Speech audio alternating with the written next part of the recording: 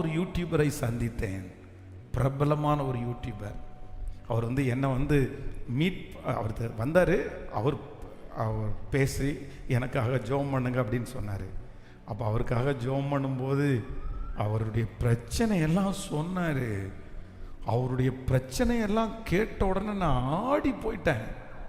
ஆனால் எல்லாருக்கும் முன்னாடியும் எல்லாரும் பார்க்குற ஃபேஸ், எல்லாரும் முன்னாடியும் அவர் பண்ணுற ப்ரோக்ராம் எப்படி இருக்குது தெரியுமா? நீங்கள் அவரை பார்த்தீங்கன்னா இவரை மாதிரி சந்தோஷமானவர் யாருமே இல்லை. இந்த ஃபேமிலி மாதிரி சந்தோஷமான ஃபேமிலி.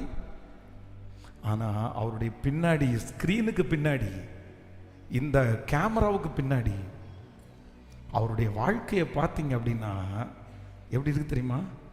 நரகம்.